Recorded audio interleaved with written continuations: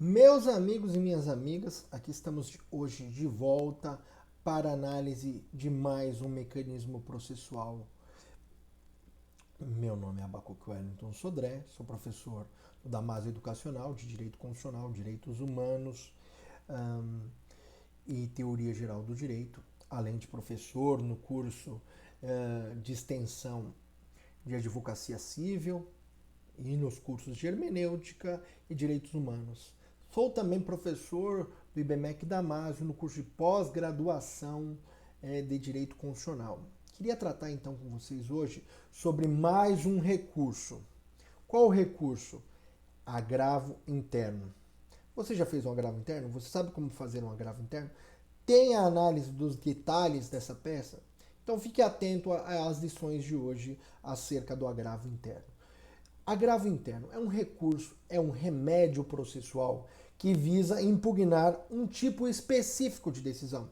Lembrando que todos os recursos são regidos pela regra da unirrecorribilidade. Para cada espécie de decisão, cabe um único tipo de recurso.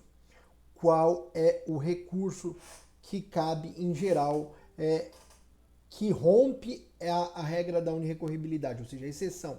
A exceção é o recurso especial e o recurso extraordinário que cabem no mesmo momento ali, quando se julga ali a apelação ou a decisão que acerca da ação rescisória, por exemplo, são duas hipóteses em que é cabível simultaneamente recurso especial e recurso extraordinário daquela decisão, porém o que vai divergir é a questão do cabimento.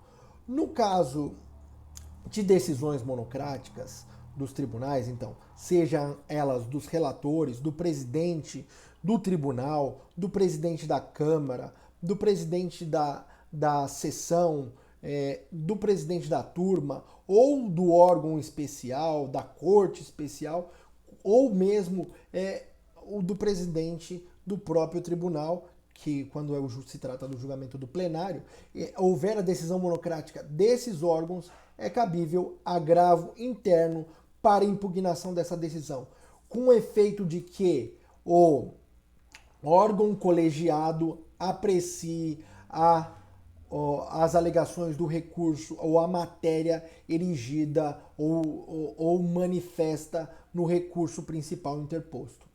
Então, o objetivo do agravo interno é a análise da matéria ventilada no recurso que teve a sua análise prejudicada pela decisão monocrática, ou seja, a decisão monocrática entendeu que o recurso não preenchia os requisitos intrínsecos ou não preenchia os requisitos extrínsecos e negou ali provimento monocraticamente ao recurso ou não cumpriu ali a formalidade do acesso a o órgão colegiado.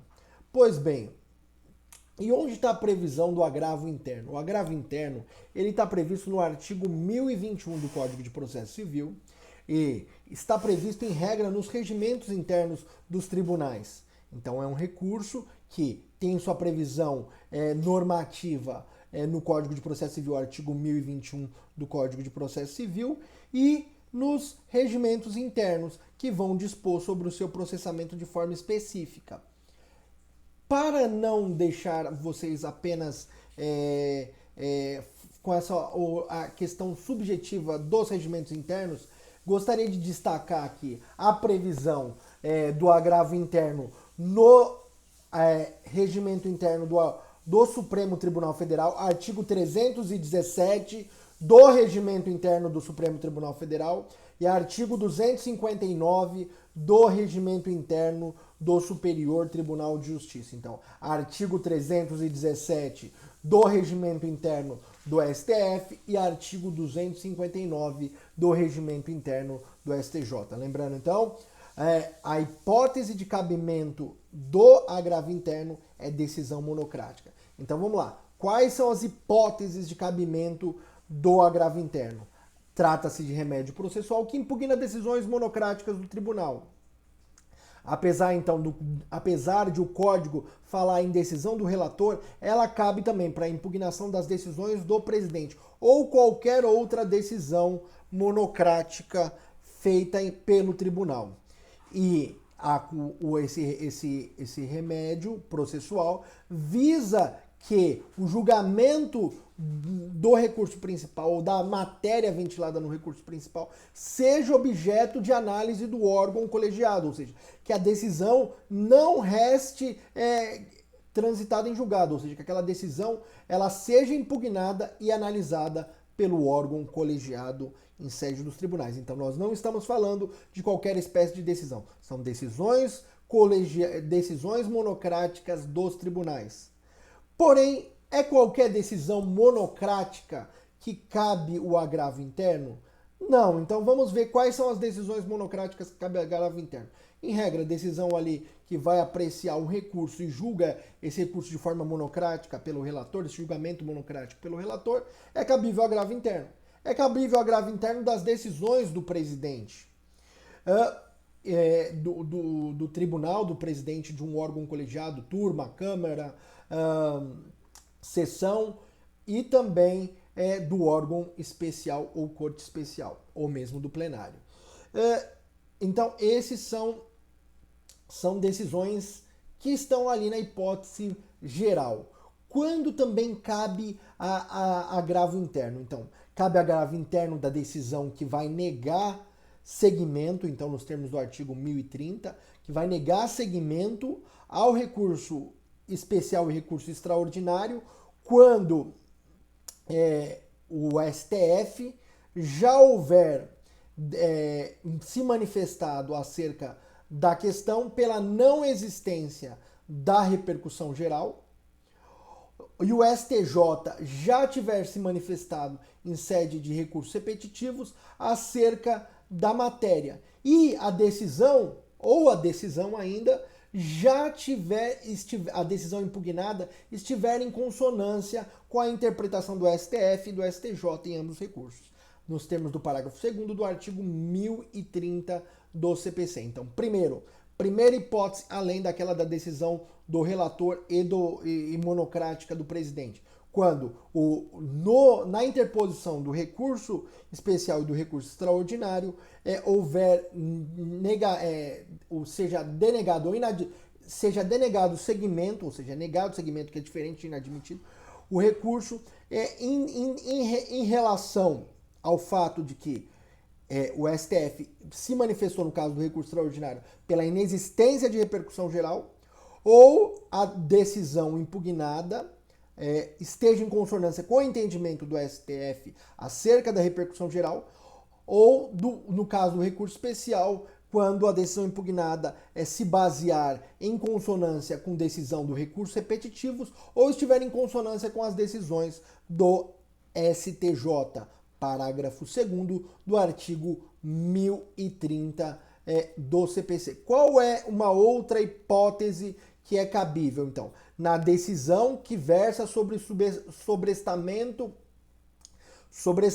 dos recursos relativos ao recurso especial, recurso extraordinário, quando a matéria está sob análise perante o Supremo Tribunal Federal. Então, quando for caso de sobrestamento do recurso especial e recurso extraordinário, é possível também ali a impugnação, então o tribunal ao qual vai sobrestar o processo até a análise do STF e do STJ por parte de um leading case que tenha objeto similar. Então, é cabível, então, da decisão, no caso, sobrestamento do recurso, que demandar, então, decisão do STF ou do STJ. Principalmente quando o recurso interposto pelo recorrente se tratar de recurso intempestivo. Então, quando o recurso especial ou o recurso extraordinário forem intempestivo e o tribunal suspender a análise da questão, ou sobrestar a análise da questão, é possível que a parte, o recorrido, peticione pedindo a continuidade do processo e a inadmissão do recurso especial ou recurso extraordinário em decorrência da intempestividade. Caso o tribunal não dê provimento a essa decisão acerca da intempestividade, seria possível, então, a impugnação dessa decisão, então, do presidente do tribunal, por meio de agravo interno. Qual é o fundamento? No recurso extraordinário tem o parágrafo 7º do artigo 1035 e no recurso especial tem o parágrafo 3º do artigo 1036. Então, todas as vezes que a análise de um recurso especial ou recurso extraordinário estiver sobrestada e a parte peticionar perante o tribunal e essa petição pedindo que o processo tenha barrado esse sobrestamento e seja continuado o procedimento, seja dado prosseguimento à análise processual, então essa será uma hipótese de agravo interno quando o tribunal, o presidente do tribunal, indeferir a decisão do cancelamento do sobrestamento e da inadmissão do recurso especial, recurso extraordinário intempestivo, nos termos do parágrafo 7º do artigo 1035 e parágrafo 3º do artigo 1036 do CPC. Outra questão, quando também o tribunal, então quando o presidente do tribunal ou mesmo o relator, essa aqui é no caso principalmente do relator, ele impede a continuidade do processo. Lembrando que nos casos que envolvem demandas, recursos repetitivos, ou mesmo aquele sujeito à repercussão geral reconhecida pelo STF, pode haver ali a questão da suspensão da análise dos recursos. Então, todos os processos que vão estar tramitando vão ser suspensos até a análise ulterior pelo STF acerca do recurso paradigma, do leading case. Porém, imagine-se que, apesar da matéria ter sido objeto de apreciação do STF, o objeto do recurso é diverso. Existe o chamado distinguish, ou seja, dentro da teoria dos precedentes, é possível haver uma distinção de casos, ou seja, apesar de tratarem de matérias similares, o objeto do direito é diverso. Nesse caso, pede-se, então, para que o processo tenha continuidade, não seja suspenso por haver o distinguish. Então, a parte vai e solicita, então, essa possibilidade para que o tribunal dê continuidade ao processo. Porém, o tribunal entende que, nesse caso, o processo tem que continuar. O relator entende que o processo tem que continuar suspenso. Nesse caso, nos termos do inciso 2º do parágrafo 13 do artigo 1037, essa também é uma matéria sujeita ao agravo interno. Então vamos lá? Vamos repisar aqui o cabimento do agravo interno? Agravo interno cabe das decisões do relator e do presidente do tribunal, ou seja, decisão monocrática dos tribunais que implique ali em uma análise que vai impedir o recurso de ser analisado pelo órgão colegiado.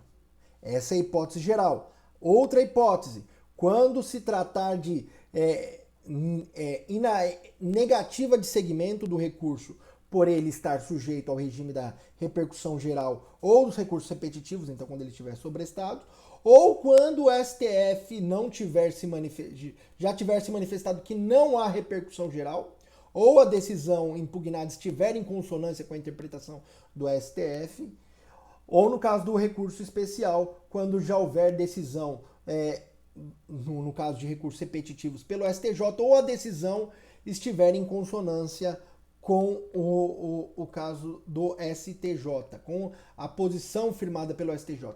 Nessas duas hipóteses, seria cabível, então, agravo interno da decisão que nega seguimento ao recurso impugnado, nos termos do parágrafo 2º do artigo 1030.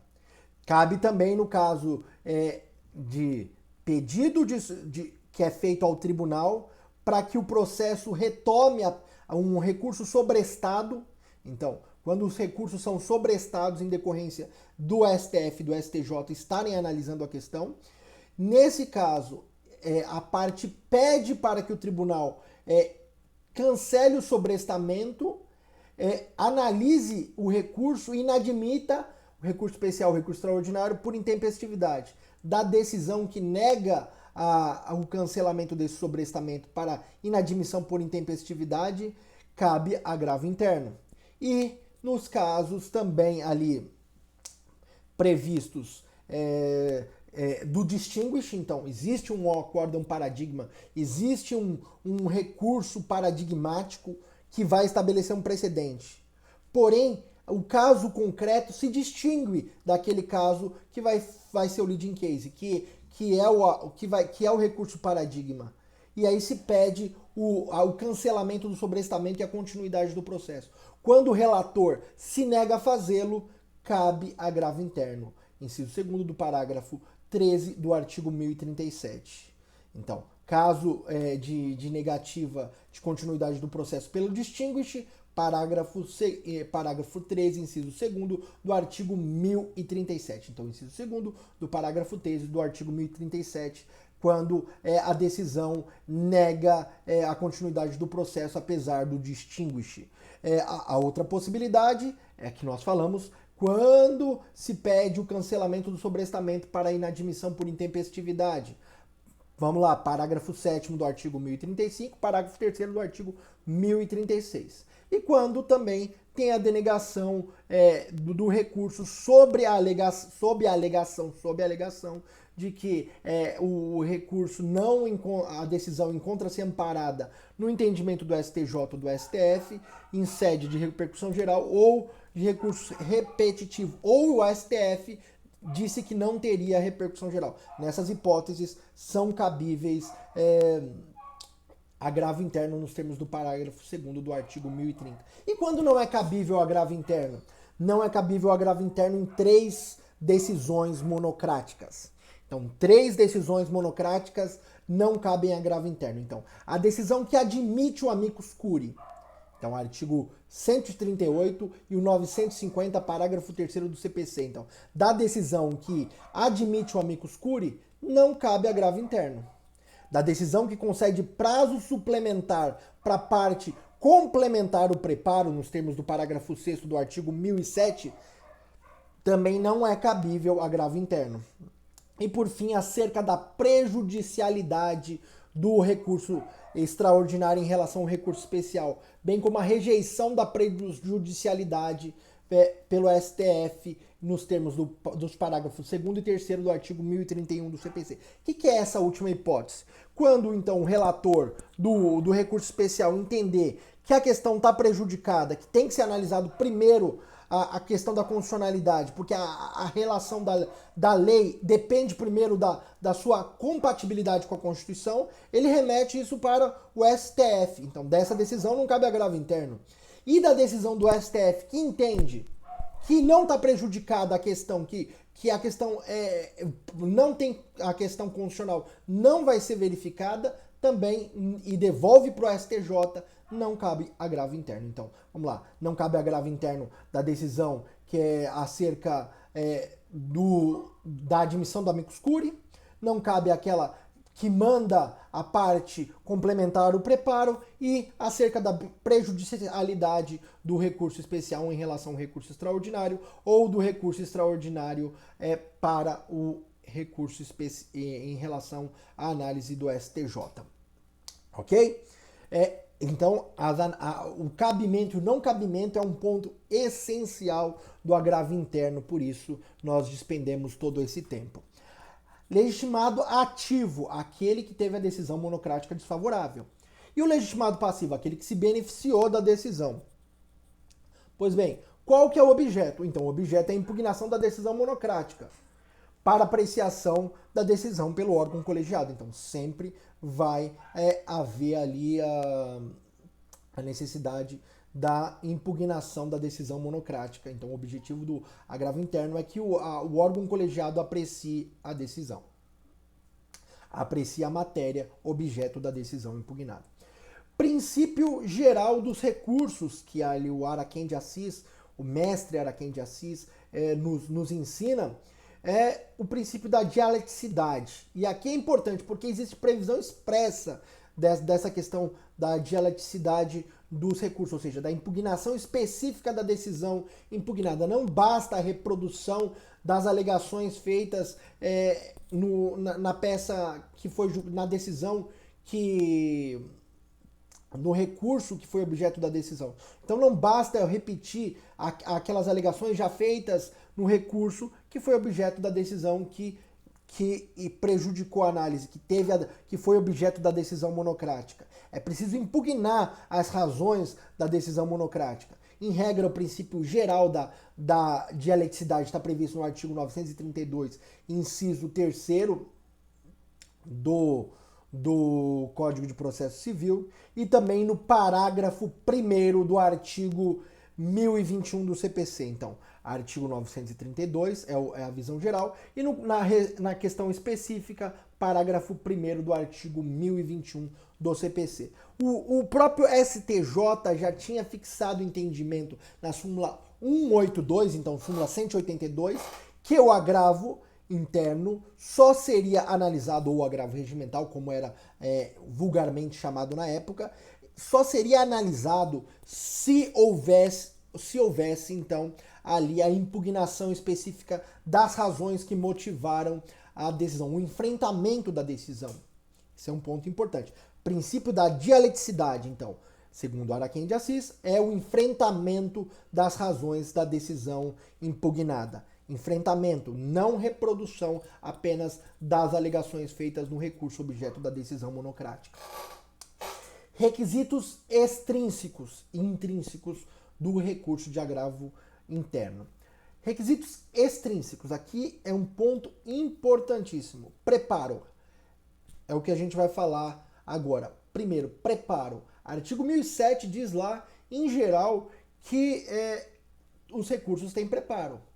Ressalvado ali o caso do embargo de declaração, que não vão ter preparo, tem ressalva feita de forma expressa. O Código de 73 estabelecia ali que era impossível haver ali a previsão para o agravo regimental e agravo interno do preparo. O regime do Código de 2015 é ao contrário disso. Ele permite que os tribunais, de acordo com seus regimentos internos, estabeleçam se vai haver ou não ali a exigência de preparo. Eu posso dizer aqui, na prática, que o regimento interno do STJ e do STF não prevêem o recolhimento de custas de preparo para a interposição de agravo interno. Por exemplo, aqui também em São Paulo, o TJ de São Paulo não prevê ali as custas do agravo interno, mas porém você deve na prática, todavia, contanto, entretanto, você deve toda concepção ali que pudesse ser adversativa, então eu vou utilizar para que você, ao fazer o seu recurso ou analisar, analise o regimento interno do tribunal. Se o regimento interno do tribunal prever custas, você vai fazer menção a essas custas.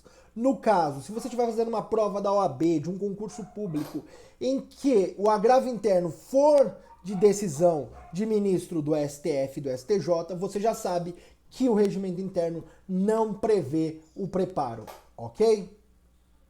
Tudo certo, então. E o prazo? O prazo, ele é o prazo geral do parágrafo 5º do artigo 1003. Parágrafo 5º do artigo 1003.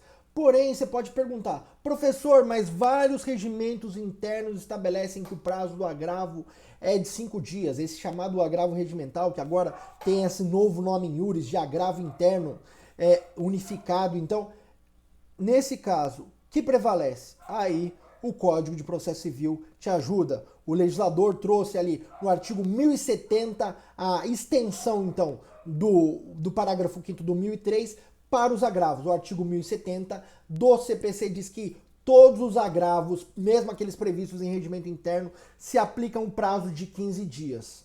Ok? Então, 15 dias. Tempestividade, 15 dias, 1070 do CPC, combinado com o parágrafo 5º do artigo 1003.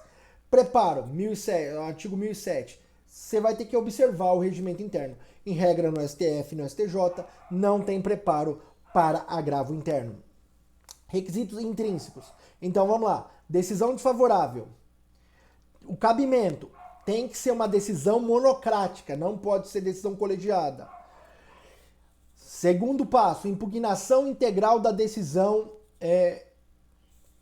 monocrática. Então, impugnação integral, o princípio da dialeticidade, aquilo que nós falamos lá, já havia previsão na súmula 182 do STJ, anterior ao Código de 2015. No Código de 2015, a previsão geral de que o relator não vai conhecer o recurso quando não houver ali o recurso não impugnar a decisão de forma específica, nos termos do inciso 3º do artigo 932, e no caso do agravo interno, tem a previsão específica no parágrafo 1º do artigo 1021. Então, requisito intrínseco, então, impugnação específica da decisão. E o pedido de nova decisão pelo órgão colegiado, além do juízo de retratação. O juízo de retratação, então, é o órgão decisor, ou seja, aquele ministro desembargador que deu a decisão monocrática, observando então as razões trazidas no agravo interno, pode reconsiderar a decisão e prolatar nova decisão, dando os trâmites regulares do processo, conhecendo do processo para submeter a julgamento do órgão colegiado. Então, aqui nós temos juízo de retratação no agravo interno. Ok? Então, e qual que é a estrutura da peça, professor? A estrutura da peça é a mesma da apelação, duas peças. Mas é dentro do mesmo tribunal. Duas peças. Por quê? É uma peça de interposição para o órgão que prolatou a decisão. Nessa peça você vai fazer menção à tempestividade. Se o regimento do tribunal falar em preparo, você vai falar de preparo, senão você vai dizer que não se submete à regra do preparo do 1007. Você vai pedir também a reconsideração da decisão. Caso não seja reconsiderado, que seja levado a julgamento o agravo interno do órgão colegiado competente. Então, turma, sessão, câmara, órgão especial, câmara, corte especial ou plenário do tribunal. Ok? Então, essa é a questão da peça de interposição. E as razões ou a minuta do agravo? Na minuta ali você vai estabelecer a necessidade de apreciação. Então, vai dizer que a decisão cometeu erro em indicando, então não atentou às questões essenciais da matéria impugnada no recurso principal, e essa matéria merece ser analisada pelo órgão colegiado. Então, pede-se que se julgue dê provimento, então se conheça do agravo e se dê provimento a esse agravo interno para que o recurso principal seja objeto de apreciação pelo órgão colegiado. Então aí você vai tratar ali da questão da impugnação da decisão monocrática e em seguida o direito violado, ou seja, aquele direito que foi violado e que permite ali o conhecimento e o provimento do recurso principal. Também vai ser feito o pedido de nova decisão. Quais são os efeitos da decisão? Quais são os efeitos, então, na verdade, não da decisão. Os efeitos da decisão é a reforma da decisão monocrática e a apreciação pelo órgão colegiado do recurso principal interposto. Agora, os efeitos do recurso do agravo. Os efeitos do recurso do agravo interno, então do artigo 1021 do CPC, diz respeito a apenas efeito devolutivo, não há efeito suspensivo. Essa é a regra estabelecida, inclusive, nos regimentos internos dos tribunais. Não há efeito suspensivo, só efeito devolutivo, restrito à impugnação da decisão monocrática. O que é importante a gente falar também para vocês?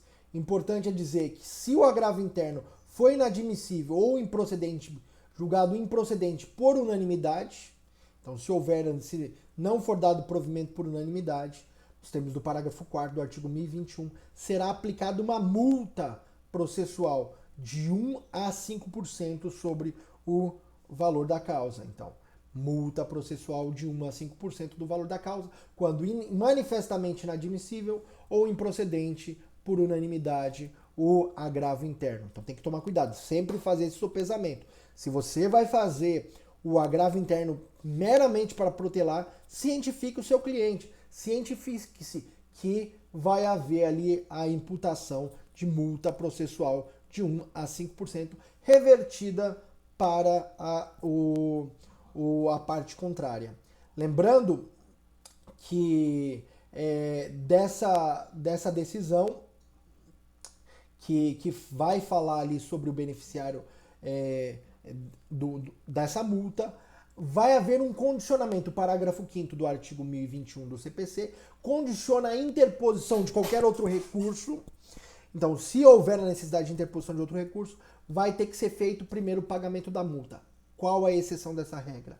A exceção dessa regra é para a Fazenda Pública e para o beneficiário da Justiça Gratuita, pois eles vão realizar esse pagamento ao final do processo. Então, Fazenda Pública e beneficiário da Justiça Gratuita vão poder interpor outro recurso sem a necessidade do pagamento imediato da multa, desde que porque esse pagamento será feito no final. Já as partes que não são uma fazenda pública ou não têm os benefícios da justiça gratuita deverão recolher essa multa para interposição de outro recurso para outro tribunal ou mesmo dentro do tribunal.